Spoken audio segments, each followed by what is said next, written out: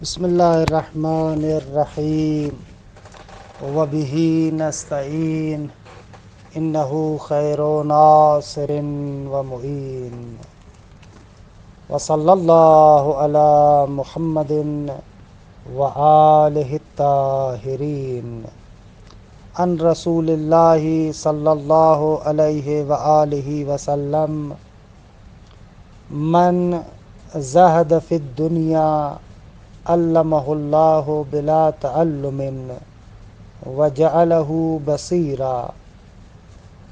پیغمبر ختمی مرتبہ صلی اللہ علیہ وآلہ وسلم فرماتے ہیں کہ جو دنیا کے اندر زہد اختیار کرے گا، خداوند منان اس کو علم عطا کرے گا بلا تعلم، بغیر اس کے کہ جائے مدرسے میں استاد کے پاس زانوئے تلمذ ٹیکے، خدا خود اس کو تعلیم دے گا۔ وجعلہ بصیرا، اور اس کے وجود کے اندر بصیرت کو پیدا کرے گا۔ الحمدللہ ہماری گفتگو مغنی الادیب میں ادات کأنہ میں ہے۔ اچھا، آغاز میں ذکر کرتے ہیں کہ یہ جو کأنہ ہے، یہ حرف آیا بسیط ہے، مرکب ہے، کیا ہے؟ اس اختلاف کی جانب ایک اشارہ کرتے ہیں کہ عبارت کے اندر اس کو دیکھتے ہیں، مطلب خاصی نیست۔ کأنہ ویسے تو حروف مشبہہ بالفعل میں سے ایک حرف ہے کہ شبہ تو کے معنی میں ہے، تشبیہ کا معنی اور مفہوم اس کأنہ کے اندر موجود ہے، لیکن یہاں پر ابن ہشام کأنہ کے لیے 4 معانی ذکر کرتے ہیں کہ انشاءاللہ عبارت میں دیکھتے ہیں۔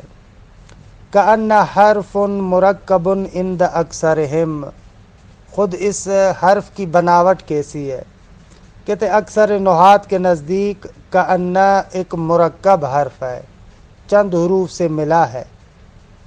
والاصل فی کأن زیدن اسدون ان زیدن کاسدن، یہ جو کأن زیدن اسدون، زید اسد جیسا ہے، یہ دراصل جملہ اس طریقے سے تھا کہ بتحقیق زید اسد جیسا ہے، ان زیدن کاسدن۔ ثم قدم حرف التشبیہ، بعد میں اس کاف تشبیہ کو مقدم کیا گیا، اہتماماً بھی، کیونکہ تشبیہ اس مقام پر زیادہ اہم ہے۔ خب تشبیہ کو اہتمام دیتے ہوئے، اس کی اہمیت کو مد نظر رکھتے ہوئے اس کو مقدم کیا گیا۔ اچھا، کإنہ بنا، فرماتے ہیں ففتحت حمزۃ انہ لدخول الجار علیہ، بنا تو تھا کإنہ، لیکن کاف حرف جارہ ہے، بالاخر وہ اسم صریح یا اسم مؤول پر داخل ہوتا ہے، اور انہ موصولات حرفیہ میں سے مصدری ہے، تو اس انہ کو انہ بنا دیا تاکہ کاف حرف جارہ کا جو اسم پر داخل ہونے والا قاعدہ ہے وہ نہ ٹوٹے۔ متوجہ ہوئے کیا کہہ رہے ہیں یہ؟ خوب یہ کہہ رہے ہیں کہ اصل میں تھا ان زیدن کل اسد، کاف تشبیہ کو اہتماماً مقدم کیا تو بن گیا کإنہ، لیکن کیونکہ کاف جارہ ہے اور کاف جارہ یا اسم صریح پر یا اسم مؤول پر داخل ہوتا ہے، انہ کو انہ کر دیا۔ ففتحت حمزۃ انہ لدخول الجار علیہ، کیونکہ حرف جارہ اس پر داخل ہوا۔ لیکن والصحیح ان یدعا انہا بسیطۃ، صحیح بات یہ ہے کہ بابا دعویٰ ہم کر سکتے ہیں کہ یہ اصل میں کأنہ ہے، بسیط ہے۔ وہو قول بعضہم، اور یہ بعض نحات کا قول ہے، اور ہمارے اعتبار سے بھی درست قول یہی ہے۔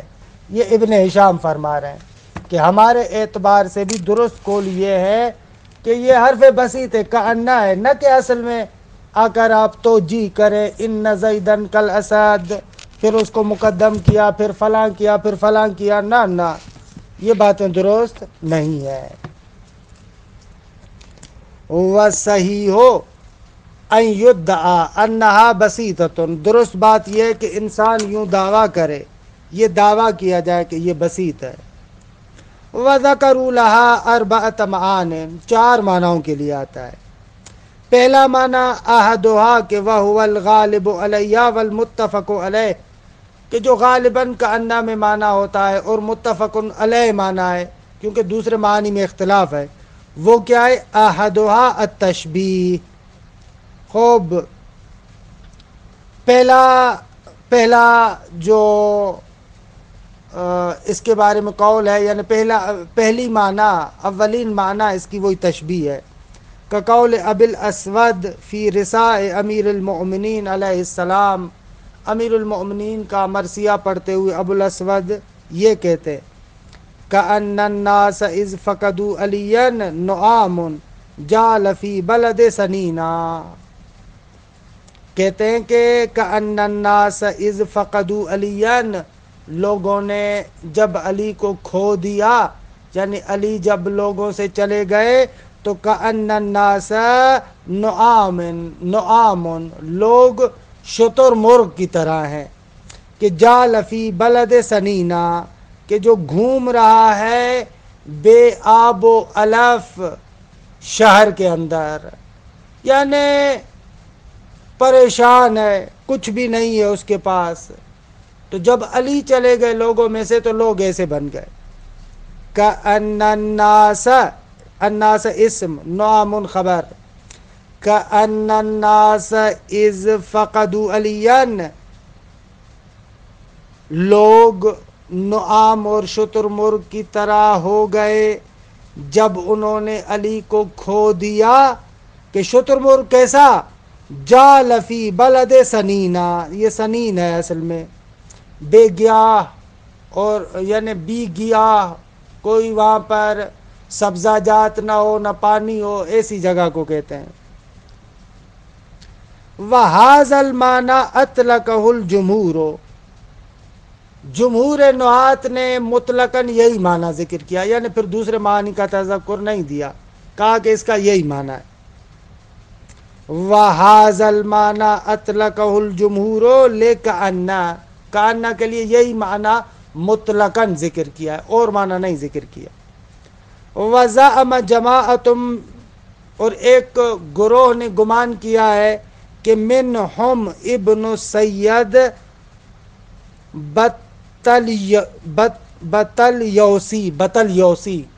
بطلیوسی، ایسے ہے، اس کو ایسے پڑھیے گا، بطلیوسی، اندلس وغیرہ کا تھا۔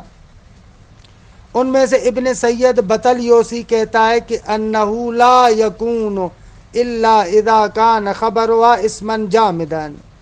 آغا ابن سید بطلیوسی کہتا ہے کہ بابا دیکھو، کأنہ کے بارے میں یہ تفصیل ہے، اگر اس کی خبر جامد ہے تو اس صورت میں یہ تشبیہ کے معنی میں ہے، لیکن اگر اس کی خبر جامد نہ ہو، اس میں جامد نہ ہو بلکہ اس میں مشتق وغیرہ ہے، تو اس صورت میں ظن اور گمان کے معنی میں آتا ہے۔ پس جمہور نے کہا مطلقاً یہ معنی ہے، چاہے خبر جامد ہو یا جامد نہ ہو، لیکن آغا ابن سید بطلیوسی وہ کہتے ہیں کہ نہ، انہو لا یکونو، اس تشبیہ کے معنی میں نہیں ہوتا، الا اذا کان خبرها اسما جامدا، مگر یہ کہ اس کی خبر اس میں جامد ہو۔ نحو کأن زیدن اسد، یہاں پر تشبیہ کا معنی ہے، خبر اس میں جامد ہے۔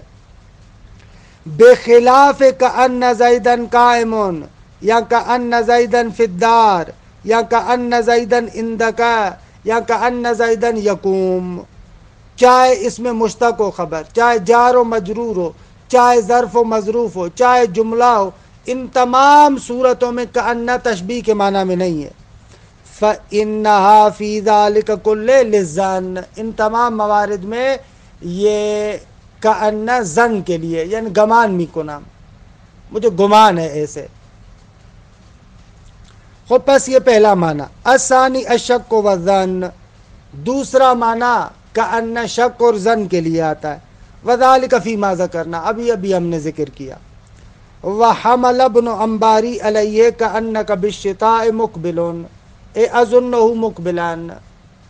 آغا ابن انباری نے اسی شک اور گمان کے معنی پر اس عربوں کے مقولے کو حمل کیا ہے. کأنک بالشتاء مقبل، یعنی گمان کرتا ہوں کہ سردیاں آنے والی ہیں، یہ معنی ہے.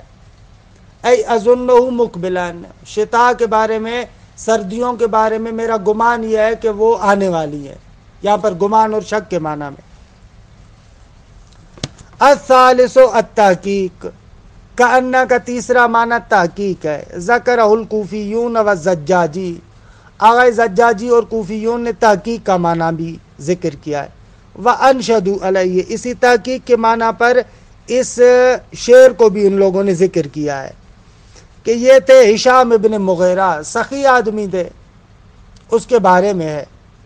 اچھا، ہشام سے مراد یہاں پر ہشام ابن مغیرہ ہے، وہ بدبخت ہشام نہیں ہے کہ ہشام ابن عبد الملک ابن مروان، کہ وہ خبیث انسان تھا، بنی امیہ کے حکمرانوں میں سے خبیث حکمران تھا ہشام ابن عبد الملک ابن مروان، کہ حتیٰ کہ کہتے ہیں کہ بہت ہی بدبخت، زیرک اور چالاک تھا. مرحوم شیخ عباس قمی رحمۃ اللہ علیہ نے تتمۃ المنتہا کے اندر اس کے حالات، اسی ہشام ابن عبد الملک کے حالات میں لکھا ہے کہ مشہور تھا کہ بنی امیہ میں 3 بندے بہت بڑے سیاستدان تھے. ایک حاکم شام یعنی وہی معاویہ ابن ابی سفیان، اور دوسرا عبد الملک ابن مروان، اور تیسرا یہ ہشام، کہ بہت ہی خبیث تھا ہشام. اور کہتے حتیٰ عباسی حکمرانوں میں جو منصور دوانکی تھا، وہ اپنے امور سیاست اور تدبیر امور میں اسی ہشام کی تقلید کرتا تھا. بہرحال یہ بہت ہی خبیث بندہ تھا. اور اتفاق سے یہ بھی عجیب ہے تاریخ کا کہ یہ ہشام خود بہت زیادہ کنجوس آدمی بھی تھا، بہت زیادہ کنجوس. اور اسی کے زمانے میں، اسی ہشام کے زمانے میں حضرت زید بن علی بن حسین شہید ہوئے تھے. اچھا، حضرت زید کے بارے میں بھی عجیب ہے، بہت سارا اختلافات ہے، لیکن اکثر ہمارے بزرگان کہتے ہیں کہ حضرت زید کمالات نفسانیہ کے اعتبار سے اور شجاعت کے لحاظ سے، فضیلتوں کے اعتبار سے ایک معروف شخصیت تھی، بہت بڑی شخصیت تھی، بہت ہی بڑی شخصیت تھی. بعض لوگ ان پر طعن کرتے ہیں کہ وہ خود اپنی خلافت اور امامت کا قائل تھا. نہ، زید بن علی بن حسین کے بارے میں کہتے ہیں کہ نہ، ایسے نہیں تھا.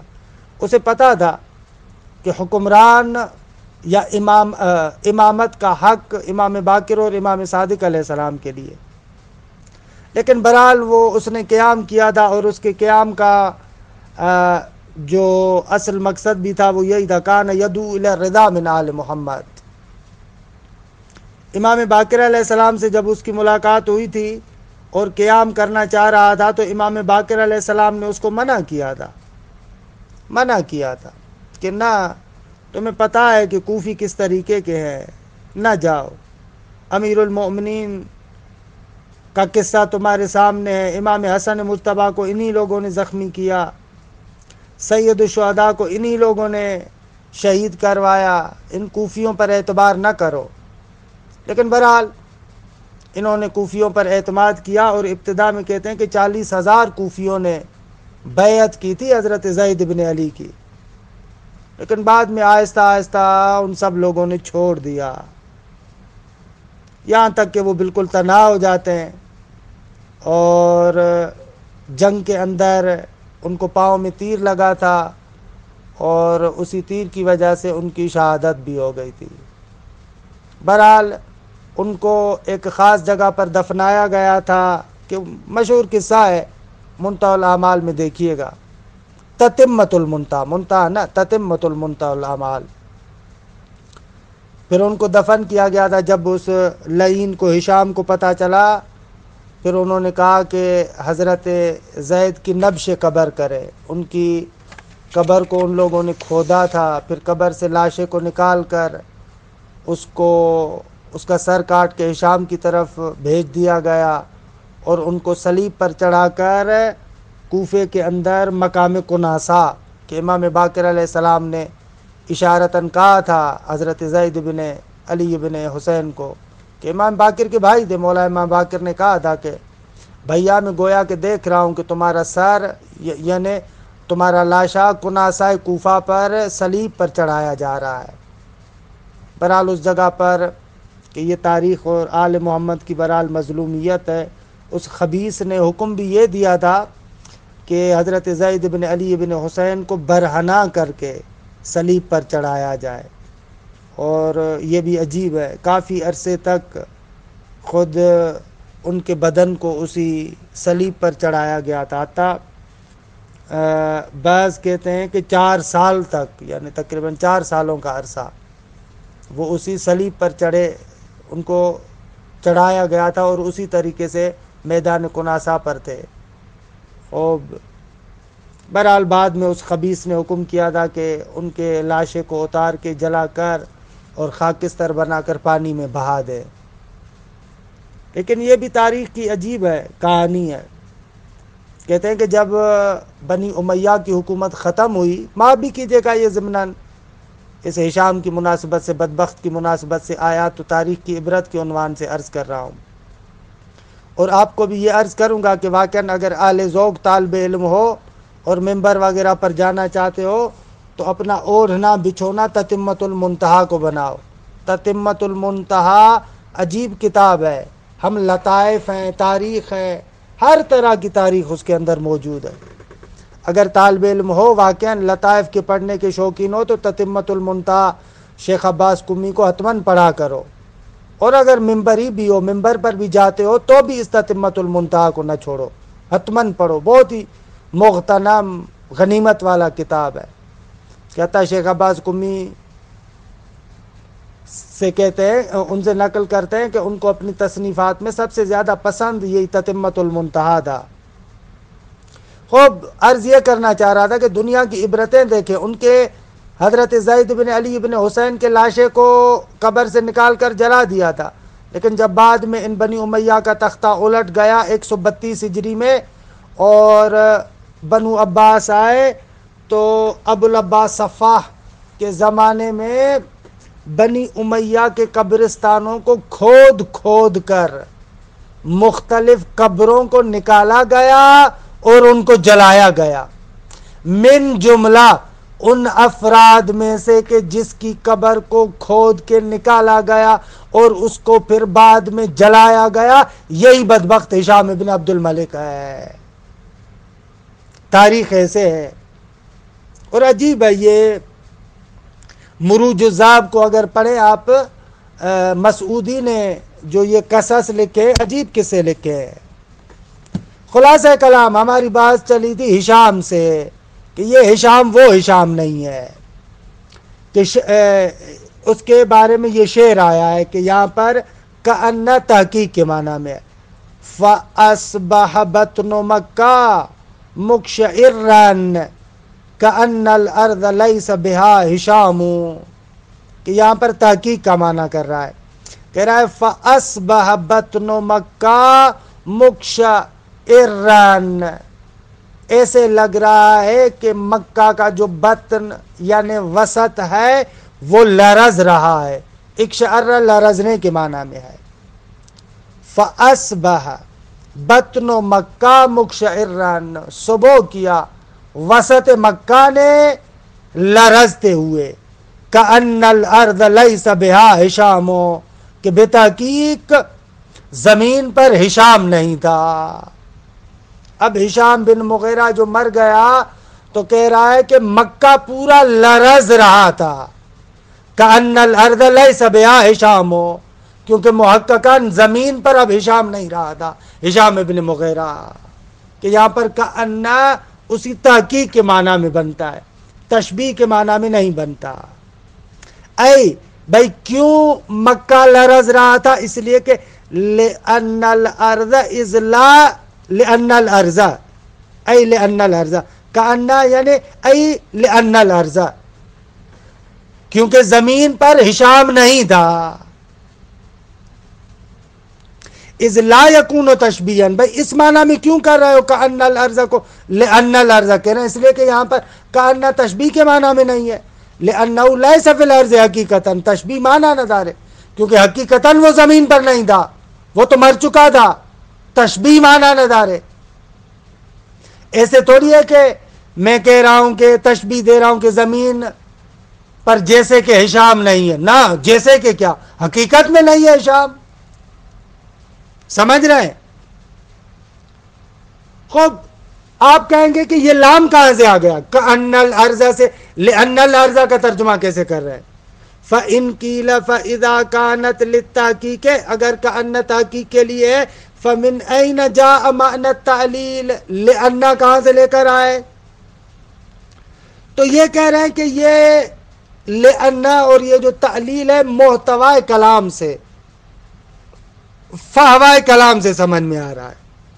قلنا من جہت ان الکلام کلام پر الف لام لے کر آؤ عبارت غلط ہے. من جہت ان الکلام معہا فی المعنی جواب عن سؤال عن العلت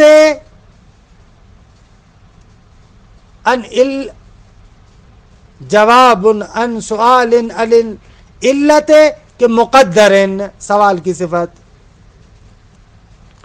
کیونکہ یہاں پر یہ جو کاننا کے ساتھ ہم کلام ذکر کریں تو معنن اسی طریقے سے کہ گویا کہ سوال مقدر کا جواب ہے.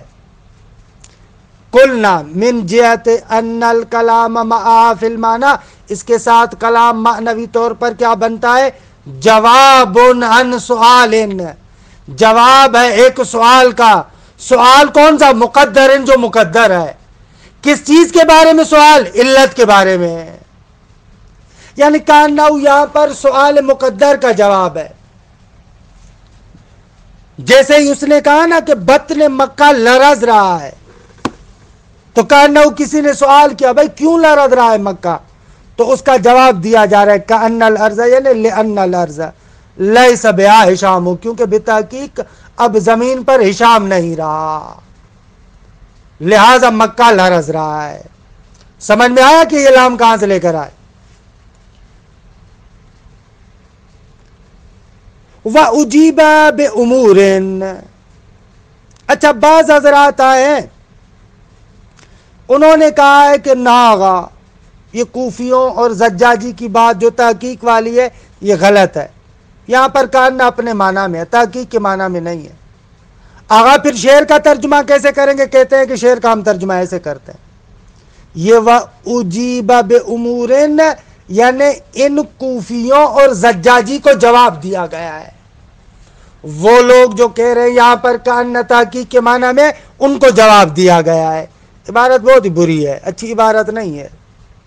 احدها ان المراد بالظرفیت الکون فی بطنها للکون علی ظہرها فالمعنی انه کان ینبغی ان لا یکشعر بطن مکہ مع دفن ہشام فیہ لأنه لہا کالغیث. یہ کہہ رہے ہیں کہ آغا یہ جو فأصبح بطن مکہ اس بطن سے مراد زمین کا داخلی حصہ ہے اندر والا حصہ پیٹ مکے کا پیٹ یعنی زمین کا اندرونی حصہ. درست ہے. اب یہ کہہ رہے ہیں کہ بابا یہ جو زمین کا پیٹ ہے وہ لرز رہا ہے تو شاعر کہتا ہے کہ اس کو نہیں لرزنا چاہیے کیونکہ اس کے پیٹ کے اندر جب ہشام پڑا ہوا ہے تو پھر زمین کو لرزا کیسا. دقت کر رہے ہیں شعر کا کیسے ترجمہ کر رہے ہیں. کہتے احدها ان المراد بالظرفیہ یہ جو بطن مکہ ہے یہ جو ظرفیت کا معنی آپ لے رہے ہیں اس سے مراد کیا ہے الکون فی بطنها. درست ہے. اعلی ظرفیت یعنی وہی زمین زمین زمین. ان المراد بالظرفیت الکون فی بطنہا، اس زمین سے مراد یہ ہے کہ ہشام اس کے پیٹ کے اندر ہے، یعنی زمین میں اندر ہے. لل کون علی ظہرہا، نہ کہ ہشام زمین کے اوپر زندہ ہے اور چل رہا ہے، نہ یہ معنی نہیں کر رہا ہے، تاکہ آپ کہیں کہ وہاں پر آپ تشبیہ کا معنی کیسے کر رہے ہیں. کیونکہ اوپر جو کوفی اور زجاجی اشکال کر رہے تھے کہ یہاں پر کأن تشبیہ کے معنی میں نہیں آ سکتا، اس کا اصل نقطہ یہ تھا کہ بھائی ہشام تو مر چکا ہے، جب مر چکا ہے تو معنی ندارت کہ آپ کہیں کہ گویا کہ ہشام زمین پر نہیں ہے، وہ تو نہیں ہے، حقیقتاً نہیں ہے. تو ان کو جواب دے رہے ہیں کہ بابا ہشام کے ہونے سے مراد یہ تھوڑی ہے کہ اس کا زمین پر ہونا یا نہ ہونا، بلکہ زمین کے پیٹ کے اندر مر چکا ہے، زمین کے پیٹ کے اندر، یہ مراد ہے. ان المراد بالظرفیت الکون فی بطنہا، زمین کے پیٹ کے اندر ہونا اس کا. لل کون علی ظہرہا، نہ کہ زمین کے اوپر زندہ چلنا. خب جب مراد آپ کی یہ ہے تو پھر شعر کا ترجمہ تشبیہ کے ساتھ بھی درست ہوگا. کیسے؟ ایسے فالمعنی انہو کان ینبغی ان لا یکشعر بطن مکہ، کہ شان یہ ہے کہ سزاوار ہے کہ جو مکے کا بطن ہے اس کو نہیں لرزنا چاہیے. کیوں؟ مع دفن ہشام فیہ، کیونکہ ہشام اس میں دفن ہوا ہے. بھئی آپ کہہ رہے ہیں کہ صبح بطن مکہ نے اس عالم میں کیا کہ وہ لرز رہا ہے، تو ہم کہیں گے کأن الارض لیس بہا ہشام، ایسے لگ رہا ہے کہ گویا کہ اس زمین کے پیٹ میں ہشام نہیں ہے. خوب ترجمہ بن گیا، مطلب سمجھ میں آیا. شعر کا ترجمہ ایسے کرے، بطن مکہ لرز رہا ہے، گویا کہ ایسے لگ رہا ہے کہ اس بطن مکہ کے اندر، زمین مکہ کے اندر جیسے کہ ہشام دفن ہی نہیں ہے، حالانکہ وہ اس میں دفن ہے، اس کو نہیں لرزنا چاہیے. لِأَنَّهُ لَهَاكَ الْغَيْث، اس لیے کہ یہ ہشام اس ارض مکہ کے لیے ایسے جیسے بارش آتی ہے تو پھر لرزتی تو نہیں ہے نا زمین، خشک سالی وغیرہ تو کچھ نہیں ہوتی. خوب ایسے ایک توجیہ. دوسری توجیہ یہ کرتے ہیں کہ بابا ہشام کے بعد جو ہشام کا نائب تھا وہ بھی اسی طریقے سے تھا سخی، پس ہشام سے مراد یہاں پر اس کا نائب ہے، لیکن اس نائب کو کیونکہ بالکل منوب عنہ ہشام کی طرح ہشام کا نام دیا گیا ہے، پھر بھی ترجمہ درست ہے. یعنی ایسے فَأَصْبَحَ بَطْنُ مَكَّةَ مُقْشَعِرًا كَأَنَّ الْأَرْضَ لَيْسَ بِهَا ہشام. خب بطن مکہ لرز رہا ہے، گویا کہ زمین پر ہشام نہیں ہے. خب ہشام سے مراد نائبین ہشام. الثانی انہ یحتمل ان ہشامن قد خلف من یسد مسدا، حالا احتمال ہے کہ ہشام نے اپنا نائب ایسا بنایا ہو جو اسی کا قائم مقام ہو. فکانہ لم یموت، گویا کہ ہشام مرا ہی نہیں ہے. الثالث ان الکاف للتعلیل وان للتوکید فہما کلمتان لا کلمہ.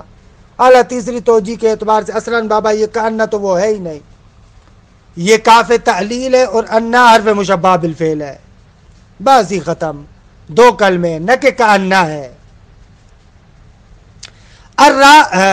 یہ اس طریقے سے تین توجیہات. خلاصہ کلام، کوفیون اور زجاجی کہتے ہیں کہ کأن تحقیق کے لیے ہے، دوسرے کہتے ہیں کہ نہ کأن تحقیق کے لیے نہیں ہے. آپ کو پریشان یہ شعر کر رہا تھا، ان تین ترجموں میں سے کوئی ایک ترجمہ لے لو. المعنی الرابع التقریب، یعنی نزدیک ہے، قریب ہے. قالہ الکوفیون، کوفیون کہتے ہیں کہ یہ کأن تقریب کے لیے بھی آتا ہے، قریب کرنے کے. وحملوا علیہ کأنک بالشتاء مقبل، گویا کہ سردیوں کے نزدیک ہو، گویا کہ سردیوں کے نزدیک ہو. یا گویا کہ سردیاں نزدیک ہیں، ایسے ترجمہ کرو. یا وَكَأَنَّكَ بِالْفَرَجِ آتٍ، گویا کہ گشائشی سختیوں سے نکلنا قریب ہے، یعنی قریب ہے، گویا کہ نا قریب ہے، قریب ہے. وَكَأَنَّكَ بِالدُّنْيَا لَمْ تَكُنْ، قریب ہے کہ دنیا جیسے تھی نہیں. وَبِالْآخِرَةِ لَمْ تَزِلْ، نہ ایسے وَكَأَنَّكَ بِالدُّنْيَا لَمْ تَكُنْ، قریب ہے کہ تم دنیا میں تھے ہی نہیں. وَبِالْآخِرَةِ لَمْ تَزِلْ، اور آخرت سے زائل ہوئے ہی نہیں. یعنی ایسے لگ رہا ہے کہ جیسے تم دنیا میں تھے ہی نہیں، ہمیشہ سے آخرت میں تھے. قریب قریب قریب کا ترجمہ کرو. اچھا اس صورت میں ترکیب کیا ہوگی؟ وَقَدْ اُخْتُلِفَ فِي إِعْرَابِ ذَلِكَ كَأَنَّكَ بِالشِّتَاءِ مُقْبِلٌ، اس کی ترکیب کیسے کریں؟ کہہ رہے ہیں اختلاف ہے. فقال الفارسی، فارسی کہتا ہے الکاف حرف خطاب، کأنک، کا یہ انا کے بعد جو کاف ہے کہتا ہے یہ کاف خطاب ہے. والباء زائدۃ بالشتاء، یہ با زائدہ ہے. فی اسم کأنا، کأنا کے اسم میں با زائدہ ہے، یعنی الشتاء اسم اور مقبل خبر. پس دیکھا کأنک، یہ کاف کاف خطاب ہے، الشتاء اسم ہے اور مقبل خبر با زائدہ ہے. وقال بعضهم الکاف اسم کأنا، بعض کہتے ہیں کہ نہ کأنک، یہ جو کاف ہے یہ کاف اسم ہے کأنک کا. وفی المثال الاول حذف و مضاف، پہلی مثال میں آپ مضاف کو محذوف مانے، یعنی ایسے ای کأن زمانک مقبل بالشتاء، ایسے کرو. ولا، بھلے درست ہو گیا یہ. ولا حذف فی کأنک بالدنیا لم تکن، اور یہاں پر کوئی چیز محذوف نہیں ہے، یہاں پر ڈائریکٹ کأنک کا اس کا اسم ہے. پھر کیا کریں گے؟ فرماتے اس طریقے سے کریں. یہ پورا جملہ فعلیہ لم تکن بالدنیا خبر ہے کأنہ کے لیے.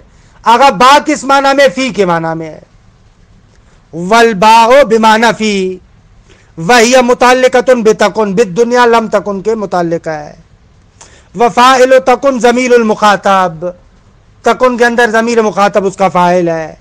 ترجمہ اب اس اعتبار سے ہوگا کأنک لم تکن فی الدنیا، گویا کہ تم دنیا میں تھے ہی نہیں، ایسے. وقال ابن عصفور الکاف فی کأنک زائد کافہ لکأن، وہ کہتا ہے کہ آقا یہ جو کاف ہے کأنک میں، کا کاف سے مراد یہ انا کے بعد والا کاف، نہ کہ کأنہ کا کاف، نہ انا کے بعد والے کاف کی بات کر رہے ہیں. یہ زائدہ کافہ ہے اور کأنہ کو عمل سے روک رہا ہے. خوب، پھر کیا ہے؟ کہتے کافتن عن العمل والباء زائدۃ فی المبتدا، اور بالشتاء یہ با زائدہ ہے اور الشتاء مبتدا، مقبل اس کی خبر. خوب، اس طریقے سے کأنہ کی بات تمام ہوتی ہے. حالانکہ کأین اور کذا اس کی بات بھی آسان ہے، لیکن ان دونوں کو کل ساتھ میں عرض کروں گا. کأین اور کذا کیونکہ ان میں مشترکات بھی ہیں مفترقات بھی ہیں، تو ان کو ساتھ میں ذکر کروں گا. وصلی اللہ علی محمد وآل بیتہ الطیبین الطاہرین.